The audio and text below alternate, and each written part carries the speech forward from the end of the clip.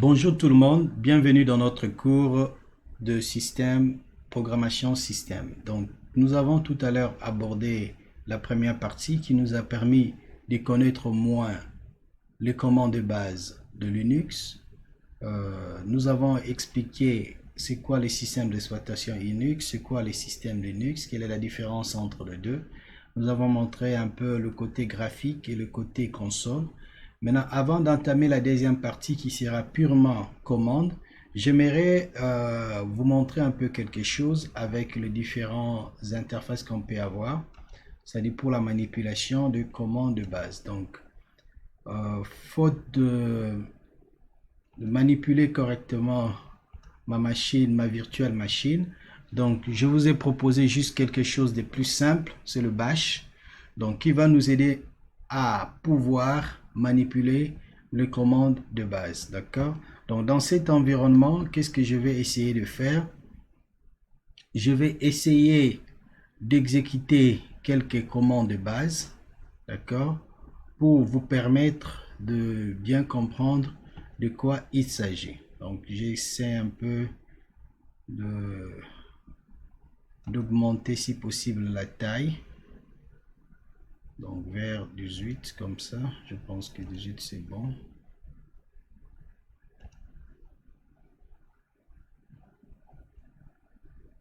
Ok.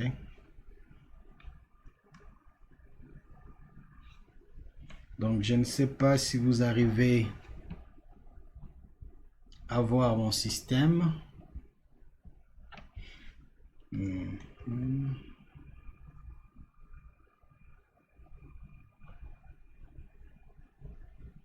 Ok. D'accord. Je pense que 18 c'est bon, c'est l'idéal. Donc dans cet environnement, qu'est-ce que nous allons faire? Je vais juste vous montrer quelques commandes de base. La première commande de base que j'aimerais montrer, c'est la commande ls, d'accord? Donc ici je suis sur Windows, j'ai juste installé un petit logiciel qu'on appelle le bash qui va me permettre d'exécuter les commandes de base, mais en réalité nous devons le faire sur une machine Linux. Donc en attendant que j'installe une machine virtuelle, je vais juste vous aider avec cette interface qui va nous aider à comprendre les commandes de base. Donc la commande ls, si je fais ls, ls va faire quoi? Va lister le contenu de mon répertoire. D'accord? Quand je fais ls, vous voyez le contenu du répertoire. Donc je peux faire aussi ls avec l'option "-l". D'accord? "-l", si vous remarquez bien, nous avons non seulement le contenu, mais nous avons aussi des informations, d'accord? Il y a des choses que vous n'allez pas comprendre pour l'instant. Par exemple, ça, c'est une information très riche, d'accord? Le 1, l'utilisateur qui a créé cela, la taille de votre document et la date de création, d'accord? Ainsi que le temps et le nom du fichier ou des dossiers en question. Donc, tout ce que vous voyez en bleu, il s'agit d'un dossier. D'accord? Tout ce que vous voyez en gris, il s'agit d'un fichier. Et tout ce que vous voyez, combinaison, la couleur bleu ciel et bleu foncé, là, il s'agit tout simplement d'un lien. D'accord? On abordera cela bientôt. Donc, il y a des notions que vous devez comprendre. D'accord? Le lien, c'est quoi? Le lien, c'est quoi? Le fichier, c'est quoi? Sous Linux. OK? Donc, ça, c'est une commande. Par exemple, si je vais effacer mon écran, clear, je reviens au départ. Donc, vous aurez un ensemble de commandes à taper. Donc, je ne sais pas ici si ça va marcher. Man-ls, normalement, c'est une librairie qui est sous Linux qui vous donne les détails sur une commande. Mais ici, je ne suis pas sûr. Je vais tester au moins. Il me dit qu'il ne reconnaît pas la commande. C'est normal parce que je ne suis pas dans une machine Linux. Donc, peut-être lors de la prochaine séance, je vais faire marcher ma machine virtuelle. Donc, la commande ls permet de faire quoi? Permet de lister les contenus d'un répertoire. Donc, vous avez une autre commande de base, c'est la commande cd. D'accord? Le cd permet de changer des répertoires. Si je fais cd, la racine, donc je me dirige dans la racine. ls, je veux voir les contenus de ma racine. Ma racine contient le dossier bin, le dev, contient le dossier commande, etc, ainsi de suite. Je vais être un peu curieux, je vais dans cd / etc. D'accord? Ici, si vous remarquez bien, je fais cd et je donne quoi? Je donne le chemin de notre répertoire. D'accord? cd / etc. Donc cd / etc va me conduire au répertoire qui se trouve dans la racine portant le nom etc. D'accord? Et je suis dans etc. Je veux voir ce qu'il y a à l'intérieur. Je vois qu'il y a bash, logout. Donc ça serait totalement différent quand vous êtes dans une machine Linux. Ça, c'est juste le bash que je l'utilise dans mon Git. Donc ça me permet juste d'aller plus vite, exécuter les commandes Linux ou Windows. Ok? Donc je peux aller ouvrir le fichier network. D'accord? Ici, je ne sais pas s'il y a l'éditeur Nano, mais je vais essayer d'abord. Essayons Nano. C'est un éditeur qui permet d'ouvrir des fichiers network. Donc je vais ouvrir, il me dira que Nano n'est pas connu. Oh, Nano existe. Très bien. Donc je suis à l'intérieur de ce fichier. D'accord? Donc le fichier a une interface loopback accessible au numéro 127. D'accord? Et je peux quitter cela. Donc la commande cd. Maintenant, si je veux retourner au dossier parent, je peux faire cd 2 points. D'accord? Là, j'utilise les schémas qu'on appelle le chemin relatif. D'accord? Il y a le chemin absolu. Tout chemin absolu commence par la racine. Tout chemin relatif commence à partir du dossier dans lequel vous vous trouvez. D'accord? Si je tape par exemple la commande pwd, comme on avait dit, pwd me dit je suis dans le dossier /etc. Essayons un peu de changer le dossier. Allons dans le dossier PKI. D'accord? Tapons la commande pwd et pwd me dit je suis dans le dossier /etc/pki. D'accord? Vous pouvez changer les répertoires et revenir dans votre répertoire principal. Donc je suis dans le dossier PKI. Maintenant, si je vais retourner dans le dossier cd, je peux faire 2 points / 2 points seulement, je suis dans le dossier etc. Mais si je vais aller dans la racine se trouve à 2 niveaux. D'accord? cd 2 points / 2 points. Là, je suis directement dans la racine. Vous voyez? Donc, si vous regardez ici, vous voyez, vous êtes où? Vous êtes dans la racine. D'accord? Si je fais ls, c'est le contenu de la racine. Bon, de la racine, essayez un peu d'aller dans le dossier dev, cd / dev. Donc, je suis déjà dans la racine. Je n'ai pas besoin de donner le chemin. Donc, dev, je vais lister les contenus de dev. D'accord, les différents périphériques, j'ai les SDA, les SDA2, les SDA1, tous ces périphériques représentent les différents disques durs qui se trouvent dans mon ordinateur. D'accord, je vais lister, voir un peu les différentes capacités pour se rendre compte. D'accord, j'ai les différents fichiers. Ok, donc je peux faire la commande cd, la commande ls. Vous avez d'autres commandes comme la commande mkdir. C'est une commande qui va vous aider à créer des répertoires. D'accord? C'est une commande qui va vous aider à créer des répertoires. Par exemple, je vais aller dans le dossier personnel, tilde, comme je vous ai dit, et je liste mon contenu de tilde. ls, je veux voir qu'est-ce qu'il y a dans tilde. Ça, c'est mon dossier personnel. D'accord? Dans ce dossier, je peux créer le répertoire mkdir L2 ISPT. D'accord? Donc, je crée le répertoire LD-ISPT et je me déplace dans ces répertoires-là, LD-ISPT. Donc, je suis dans le dossier LD-ISPT. Je vais effacer l'écran. Donc, dans ces répertoires, si je liste, il n'y a rien. Mais je peux créer, par exemple, le premier fichier, tâche, dossier, par exemple, je l'appelle tp1.txt. D'accord? Je crée le premier fichier. Je crée le deuxième fichier. tp2.txt. Donc j'ai créé deux fichiers. Si je fais ls, j'ai tp1.txt, tp2.txt. Je vais créer un répertoire à l'intérieur, je l'appelle projet, qui va contenir tous les projets. Si je fais ls, j'ai un répertoire, c'est en bleu, et j'ai les deux fichiers. Donc si je fais ls avec l'option "-l", qu'est-ce que j'aurai? Les informations détaillées pour les différents fichiers ou répertoires qui se trouvent dans mon dossier. D'accord? Je ne suis pas obligé, pardon, clear. Je ne suis pas obligé seulement de regarder dans le dossier courant. Je peux même regarder dans un autre dossier. Je peux faire slash, liste-moi les contenus de etc. D'accord? Et là, je donne un argument. Quel est l'argument? L'argument, c'est le dossier que je vais lister. Ça peut être un fichier, ça peut être un dossier. D'accord? Il va me lister. Sans changer les répertoires, je peux regarder un répertoire qui se trouve dans un autre endroit. Je peux avoir plus de détails sur le contenu. Donc la première colonne, comme on le verra plus tard, c'est la colonne qui contient le droit d'accès. Après l'utilisateur, la taille du fichier, d'accord? Et ainsi de suite. Le groupe, la taille du fichier et la date de création de la dernière modification. Donc on aura ces différentes valeurs lorsqu'il s'agit de manipuler le commande de base. Donc je vous ai aidé seulement à connaître un peu l'environnement de commande. De temps à autre, je reviendrai sur cet environnement pour que nous puissions comprendre notre cours. Donc, continuons avec nos commandes de base. Qu'est-ce que nous avons dit? Qu'il existe plusieurs commandes sous Linux, d'accord?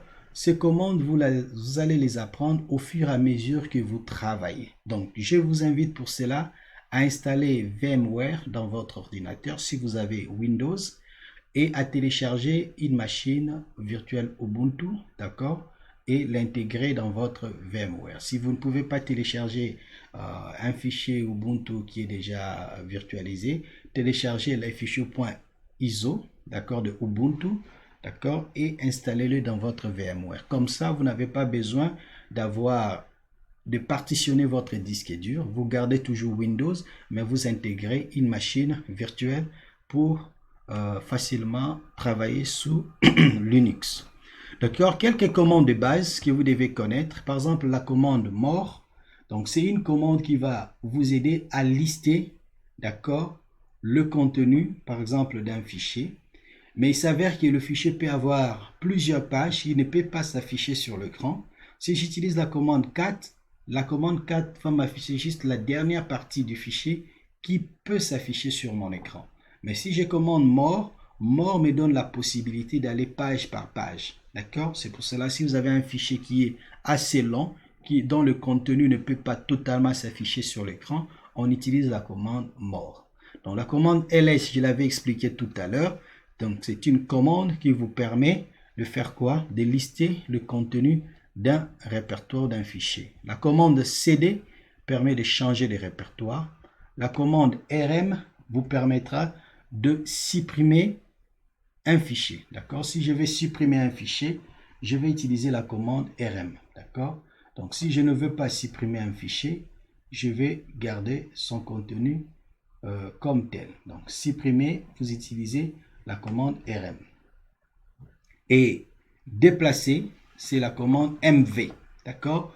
Move, c'est la commande qui permettra de déplacer. Il y a un éditeur de texte. Tout à l'heure, j'ai utilisé Nano comme éditeur si c'est intégré. Mais si Nano n'est pas intégré, vous devez l'installer. Mais si, au cas où vous n'avez pas Nano, par défaut, vous avez VI qui est déjà intégré, vous pouvez l'utiliser. D'accord? Et la commande man, comme je l'ai dit tout à l'heure, c'est la commande qui vous permet d'afficher les explications sur votre commande.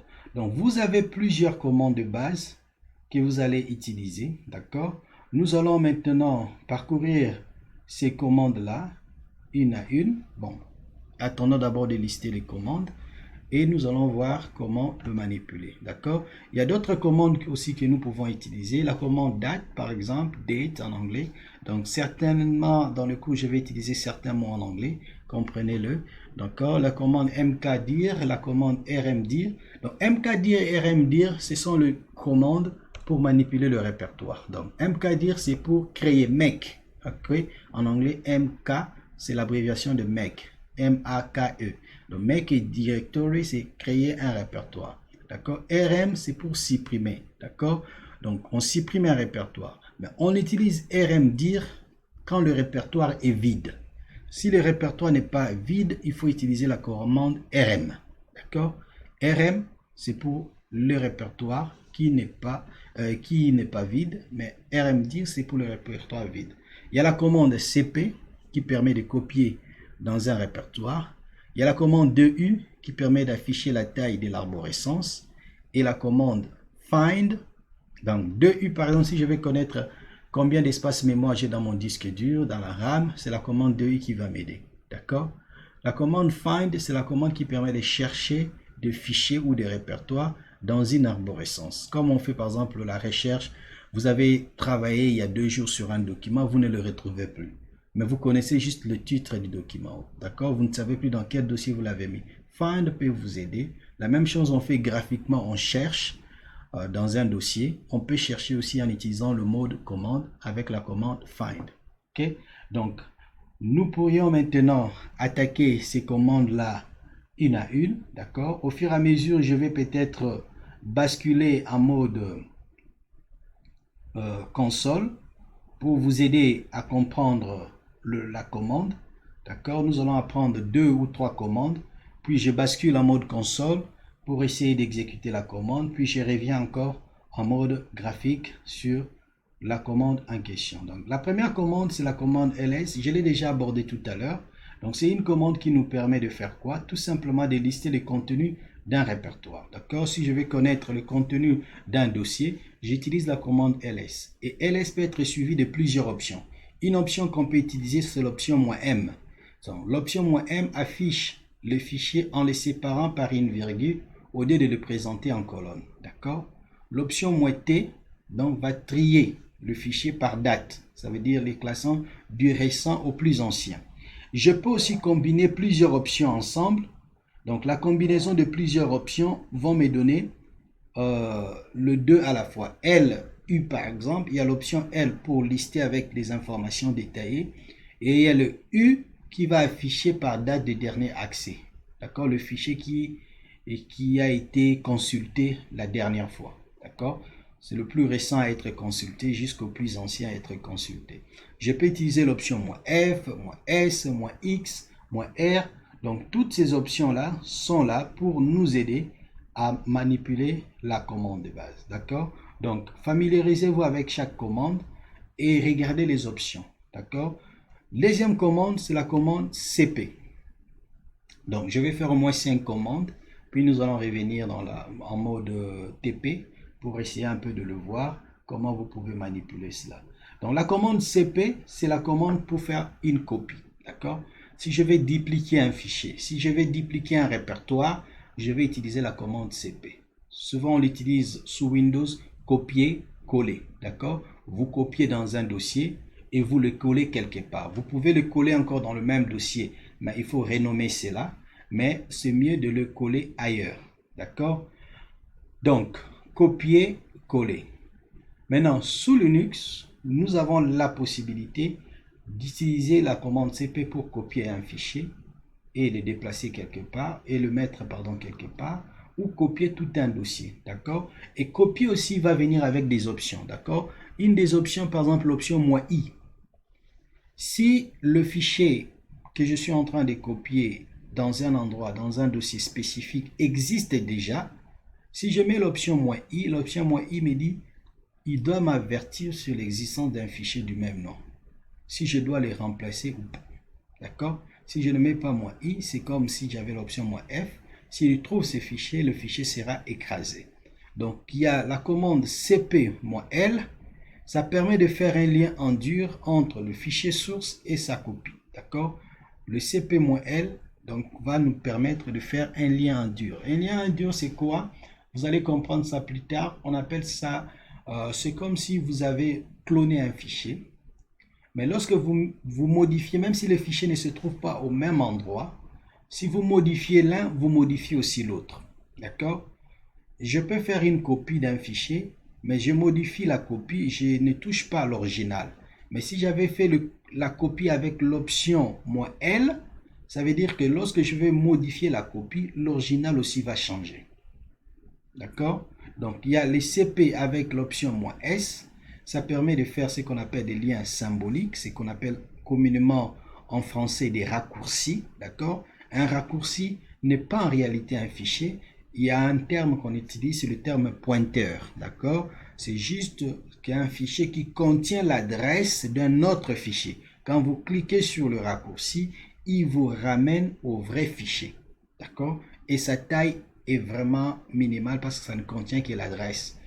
Ok? Il y a la commande avec l'option "-p", donc permet lors de la copie de préserver toutes les informations concernant le fichier, rien n'est modifié. L'option "-r", si on contient, c'est un dossier, on l'utilise beaucoup plus pour des dossiers qui contiennent des fichiers et d'autres sous-dossiers. Donc si j'ai fait copier avec "-r", ça veut dire que je vais copier récursivement non seulement les dossiers, le premier niveau, le deuxième, le troisième niveau jusqu'au dernier niveau. Donc je copie tout du dossier. Donc lorsque vous copiez un dossier pour le mettre, pour de le dupliquer quelque part, insistez en utilisant l'option "-r". Donc la commande après, c'est la commande "-mv". Ok, je vais revenir sur ces commandes. Donc la commande "-mv" permet de renommer, parce que "-mv" fait deux choses à la fois. D'accord? Donc "-mv" permet premièrement d'abord de déplacer, c'est "move". On déplace un fichier dans un répertoire donné. Et "-mv" aussi peut être utilisé pour renommer. D'accord? Comment je saurais que c'est déplacé, ce n'est pas renommé? Lorsque je copie un fichier, la source et la destination se trouvent au même répertoire. D'accord? Ça, c'est renommé. Mais si la source et la destination, c'est deux chemins totalement différents, là, il s'agit de déplacer. D'accord? C'est comme couper-coller. On coupe et on colle ailleurs. D'accord? "-mv", lorsqu'on l'utilise, prenez en compte parce que les deux paramètres ici sont obligatoires. Comparé à "-ls", les paramètres ne sont pas obligatoires. Lorsque vous utilisez "-mv", l'option n'est pas obligatoire, mais les deux paramètres sont obligatoires. D'accord? S'il y avait trois paramètres, les deux premiers paramètres vont servir de source et les derniers paramètres vont servir de destination. Toujours le dernier paramètre, c'est la destination. D'accord? Les deux premiers, ou les trois premiers, ou les cinq premiers vont servir de source. Je peux copier dans plusieurs endroits et je les déplace dans un dossier. D'accord? Donc "-mv", c'est pour déplacer. Si le chemin de la source et de la destination est pareil, ils ont un même dossier, ça veut dire renommer. Donc on va tout simplement changer de nom. Donc si on utilise l'option "-b", ça va effectuer une sauvegarde de fichiers avant de les déplacer. On crée d'abord une copie, puis on les déplace. Si on utilise "-i", à chaque fois qu'on déplace, il va nous demander s'il faut le déplacer, oui ou non. D'accord? C'est à nous d'accepter comme de refuser.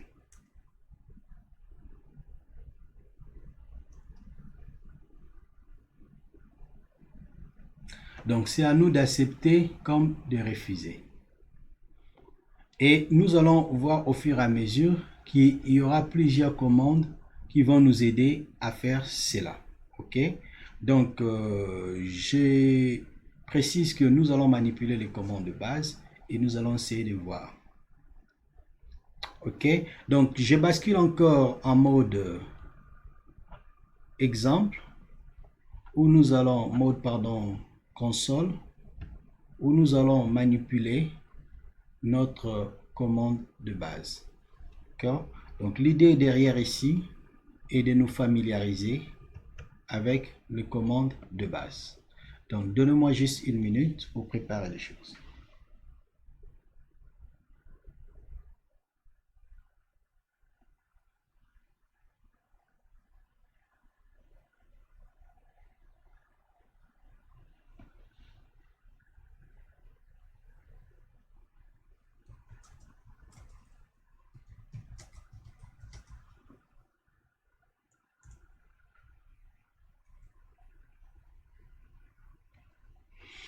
Donc, bienvenue dans notre maintenant partie de commandes de base. Donc, tout à l'heure, nous avons eu à parcourir quelques commandes. Donc, nous avons commencé avec la commande "ls" pour lister le contenu, suivi de "cp" pour copier et enfin la commande "mv". OK? Donc, nous allons essayer un peu de traiter ces commandes, puis nous allons continuer notre programme.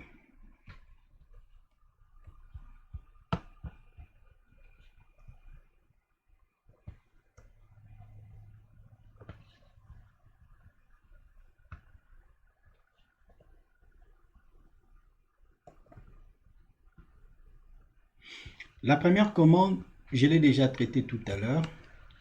C'est la commande "ls". Je vais d'abord exécuter une commande pour effacer l'écran. Donc, c'est la commande ls qui me donne le contenu d'un dossier. D'accord? Je peux faire ls avec l'option -m. D'accord? Vous voyez, ça sépare les différents noms avec des virgules. D'accord? On a parlé de ls avec l'option -t.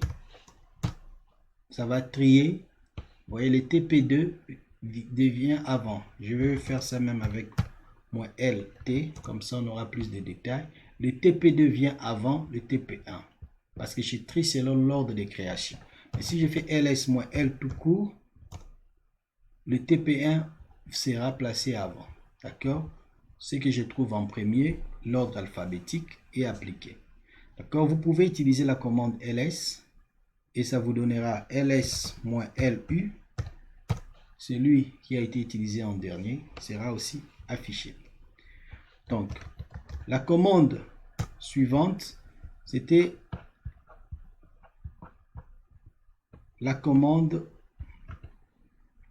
cp. D'accord? Cette commande cp, ça nous permet de faire quoi? De copier le contenu d'un fichier dans un autre. OK?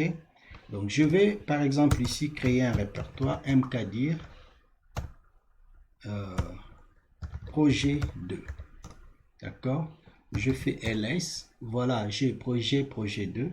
Je vais copier cp tp1. D'abord, je vais lister le contenu du projet 2. ls projet 2. Il n'y a rien à l'intérieur, donc c'est vide. Je vais maintenant copier le TP1 dans projet 2. Donc, je copie le TP1 dans projet 2. Si je liste maintenant projet 2, vous allez voir que projet 2 contient quoi? TP1. Donc, je peux me déplacer vers projet 2 carrément. Je suis à l'intérieur, je fais ls, il m'affiche TP1.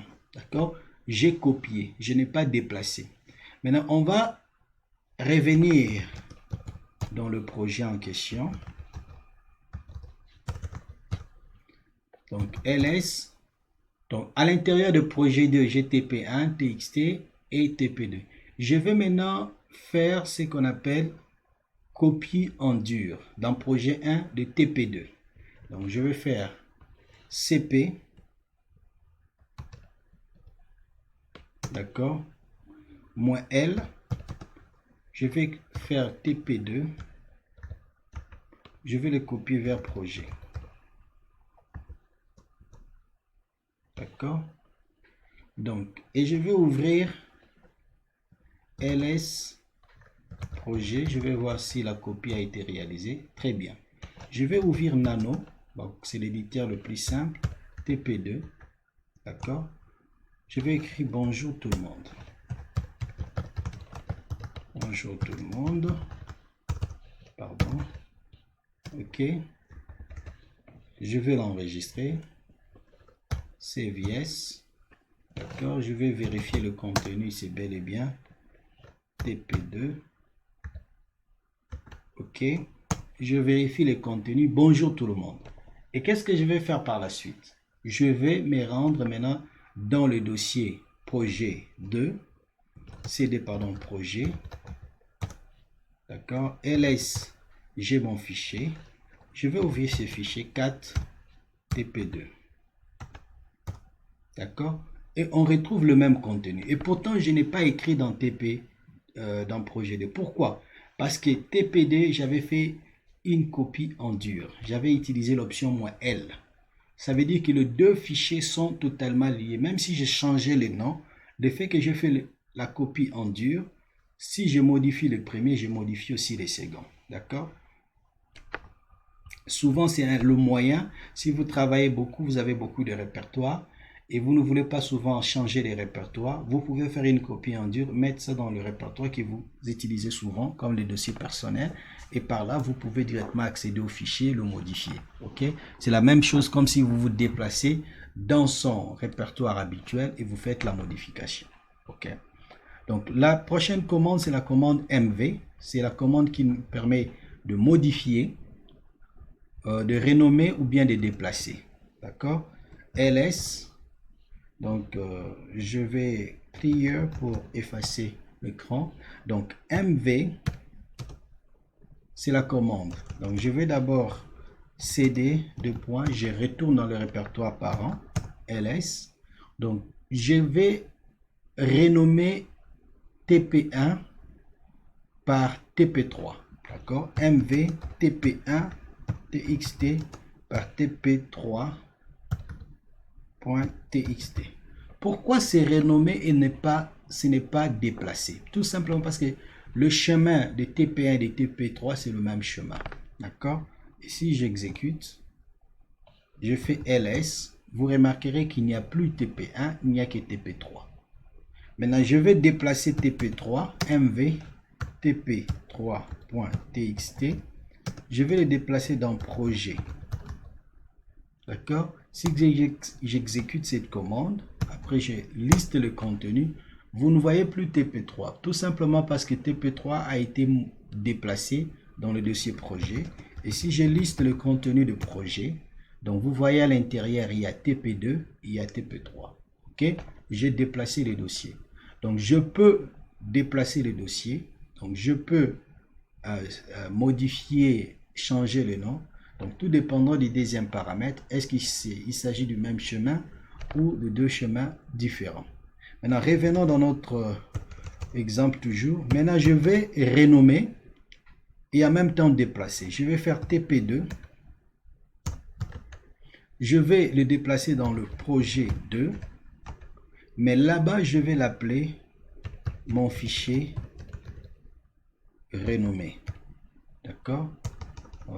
Mon fichier c'est tout court pour ne pas prendre de l'espace. D'accord? J'ai déplacé. Quand je fais ls, il n'y a aucun fichier tp2, mais je vais dans projet 2, cd projet 2. D'accord? Je fais ls. Je vois à l'intérieur de projet 2, il y a quoi? Il y a mon fichier et il y a txt.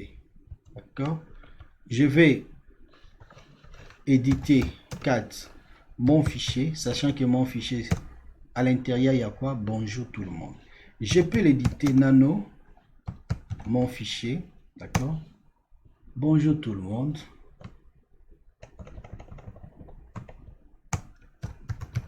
Bienvenue dans notre cours de programmation système. Ok?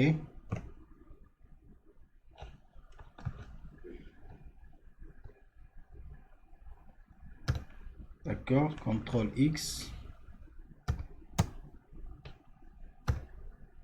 Ok, je fais 4 mon fichier. Oh, j'avais pas enregistré nano mon fichier. D'accord.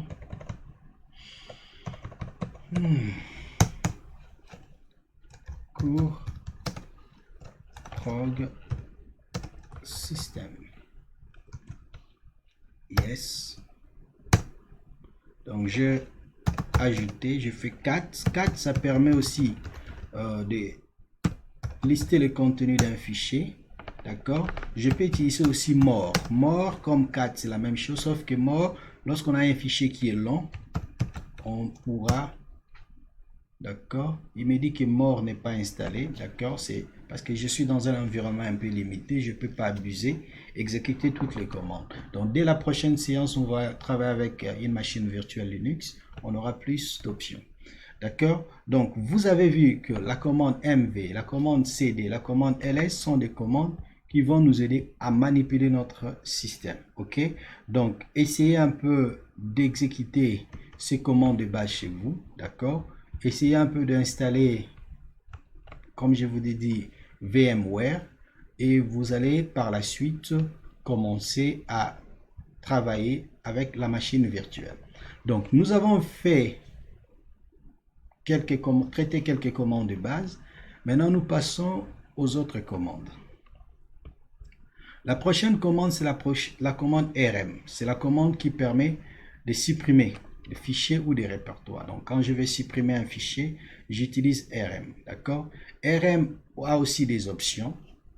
L'option -D permet de supprimer un répertoire, qu'il soit plein ou non. D'accord? Même si le répertoire est plein, on peut le supprimer avec RM.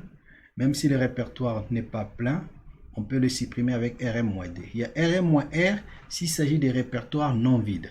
D'accord? On veut supprimer et les répertoires et les sous-éléments, les sous-répertoires, tous les fichiers qui se trouvent à l'intérieur. Donc, on utilise l'option RM-R. Il y a l'option RM-F, ça permet de supprimer les fichiers protégés en écriture et sans confirmation. C'est comme forcer, d'accord? L'option F, c'est comme l'option forcer. Donc, on force à ce que le document puisse être supprimé. Donc, vous avez la commande RM, qui est une commande qui est utilisée, et vous pouvez utiliser tant d'autres commandes. OK? Donc, nous allons avancer. Je vais lister 3 commandes avant de finir et tester cela pour aujourd'hui. Donc, la commande d'après, c'est la commande mkdir. C'est aussi une commande que nous avons vue tout à l'heure, qui nous permet de créer des répertoires. D'accord? Je peux demander à ce que 4, 5 répertoires puissent être créés. Je vais utiliser la commande mkdir. Maintenant, mkdir, si on lui donne un chemin, il va nous créer tous les sous-répertoires se trouvant dans ce chemin, à condition qu'on insiste avec l'option -P.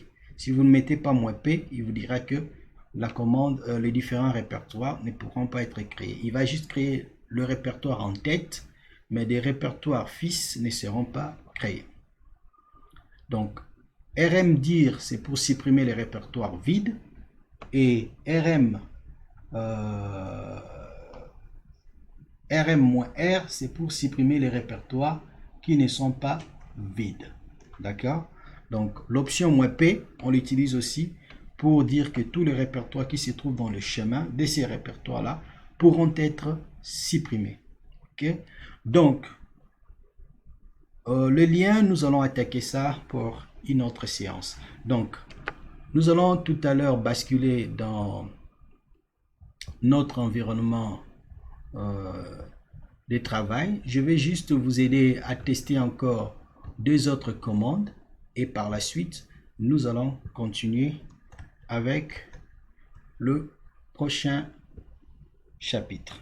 OK? Donc, revenons ici, clear. Donc, tout à l'heure, j'ai parlé de quelques commandes à manipuler. Donc, nous avons vu la commande ls, cp, mv. Maintenant, la commande rm qui permet de supprimer. D'accord? Si je vais supprimer quelque chose, j'utilise la commande rm. Par exemple, je crée un fichier, touch, c'est la commande qui permet de créer un fichier. D'abord, regardons ce que nous avons ici. Ici, nous avons mon fichier, je suis dans le projet, je vais sortir de ce projet. D'accord? Je suis dans le dossier principal. Donc, je n'ai aucun fichier dans ces dossiers principaux. Je n'ai que 2 sous-dossiers. Donc, à l'intérieur, je vais commencer par créer un fichier touch. Par exemple, exo 1.log. D'accord? Sous Linux, vous pouvez donner n'importe quelle extension que vous voulez. Donc, j'ai créé le fichier, je le liste. Et je ne veux plus du fichier. Je fais rm quoi? Je supprime le fichier. Exo 1. D'accord? Le fichier est supprimé. Quand je vais lister, le fichier ne se trouve plus. Donc, la commande rm vous permet de supprimer les fichiers. Maintenant, si je fais rm projet 2, je vais supprimer le projet 2. Il dit non, c'est un répertoire. On ne peut pas le supprimer. Pourquoi? Parce que le répertoire, on le supprime en insistant avec l'option -R, d'accord, ou en utilisant le rmdir, d'accord. Donc, je vais faire rm, -R, je fais encore projet 2, d'accord. Et bien, c'est parti. Il n'y a plus de projet 2, il n'y a que projet tout court. Si je fais ls projet, d'accord, j'ai mon TP2, mon TP3, d'accord, rm projet. Maintenant, on va faire quelque chose. mkdir clear. Je vais faire mkdir. Je vais créer un dossier, par exemple, génie logiciel, GL, d'accord. Donc, Après, je vais accéder dans ces dossiers GL. C'est vide. Je vais créer tâche chapitre 1.txt. D'accord? Je vais sortir et revenir vers mon dossier parent. Donc, à ce niveau, quand je vais lister le contenu, j'ai le GL, j'ai le projet. Si j'utilise la commande mkdir, rmdir, pardon, pour supprimer les dossiers, rmdir GL, il va refuser. Pourquoi? Le répertoire n'est pas vide. Mais si j'ai un répertoire rmdir, par exemple, IA, je crée un dossier IA qui est l'intelligence artificielle et je demande la suppression de ces dossiers avec rmdir IA, ça va marcher. Pourquoi? Tant que le dossier est vide, on peut utiliser rmdir. Mais si le dossier n'est pas vide, on ne peut qu'utiliser la commande rm-r gl et par là, le dossier est supprimé. Si vous listez le contenu, vous n'avez que projet. D'accord? Le dossier a été supprimé. Donc, la commande rmdir permet et rm de supprimer, mkdir permet de créer le fichier. Donc, vous avez vu à peu près 5 ou 6 commandes de base avec la commande tâche. C'est déjà beaucoup.